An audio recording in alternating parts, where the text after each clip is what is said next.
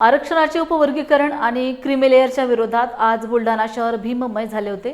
समस्त आंबेडकरी समाजाच्या वतीने बुलढाण्यात एका भव्य महारॅलीचे आयोजन करण्यात आले होते। या रॅलीत हजारोंच्या संख्येने आंबेडकरी समाज रस्त्यावर उतरला होता। संपूर्ण बुलढाणा शहर जय भीमच्या घोषणांनी दणाणून गेले होते। या संपूर्ण मार्गावर तरुणांचा आणि नागरिकांचा मोठा सहभाग पाहायला मिळाला। कार्यक्रमाच्या ठिकाणी उपस्थितांना मार्गदर्शन करताना आंबेडकरी चळवळीतील प्रमुख नेत्यांनी सरकारविरुद्ध आक्रमक भूमिका घेतली।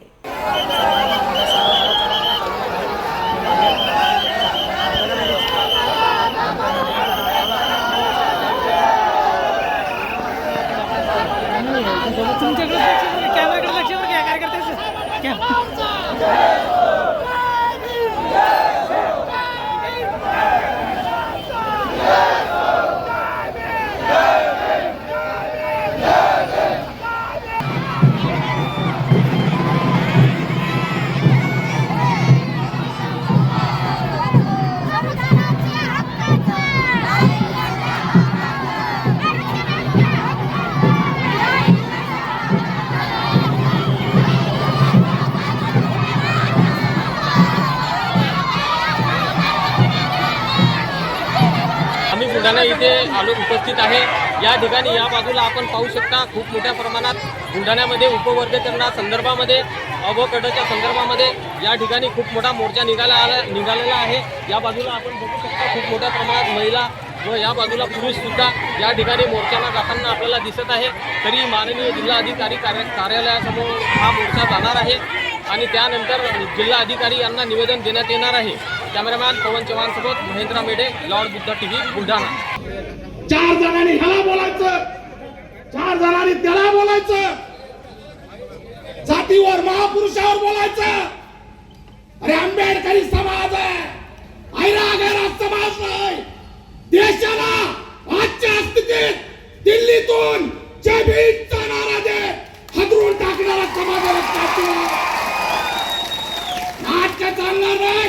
कोण मागोय याला त्याला आम्ही धरणार नाही चिरकुटाला। एक वेळ मला सांगतोय विचार मंचावर बाबासाहेबांचा रक्त बसलाय। एकदा आदेश द्या, रेशी पाक उकडून फेकल्याशिवाय राहणार नाही। नाटक चालणार नाही। अरे आमच्याकडे गमावण्यासारखं काही नाहीये।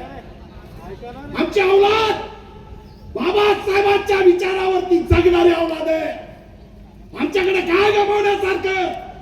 खंडोरे साहेब आज जर आजपर्यंत सामाजिक न्याय मंत्री राहिले असते तर तुम्हा सगळ्याला जमीन दिली असती, तुम्ही भूमीहीन राहिले असते। लढणारे माणसं यांना चालत नाही। किती भूमीनं जर हातवर करा 10% आरक्षणाचा लाभ आमच्या मातंग समाजाने घ्यावा, आमचं काही म्हणणं नाही। पण आपसामध्ये भांडणं लावून मातंगाने महायुती अश्लील आणि म्हणजे वर्गल घोषणा किंवा त्या फेसबुकवर आपण जेव्हा पाहतो तेव्हा काय संस्कृती, काय बाबासाहेब, काय आपण आणि कुठे चाललो, काय भाषा आहे, हे काही बरोबर नाही। आणि म्हणून मातंग समाजाशी आमचं वैर नाही। मातंग समाज आणि महार समाजामध्ये लावलेली ही भांडणं आहेत। बाबासाहेबांच्या जनतेचा छळ करण्यासाठी दिलेला हा उपवर्गीकरणाचा निर्णय या ठिकाणी निषेध करण्यासारखा आहे आणि म्हणून मी आपल्या सर्वांच्या वतीने त्याचा निषेध करतो आणि उपवर्गीकरण रद्द झालंच पाहिजे ही मागणी या ठिकाणी करतो। जुल्मी जब जब जुल्म करेगा सत्ता की गलियारों से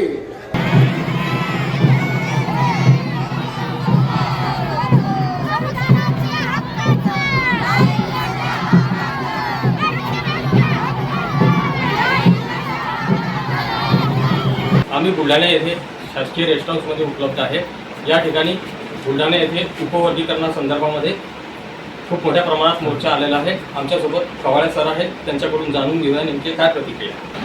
की कोणत्याही परिस्थितीमध्ये आरक्षणाचं अशा प्रकारचं उपवर्गीकरण करण्याचा प्रयत्न महाराष्ट्र शासनाने करू नये आणि तसा जर केला तर रस्त्यावरचा उद्रेक आणखी जास्त वाढून येईल आणि संपूर्ण महाराष्ट्रामध्ये अशी प्रतिक्रिया होते।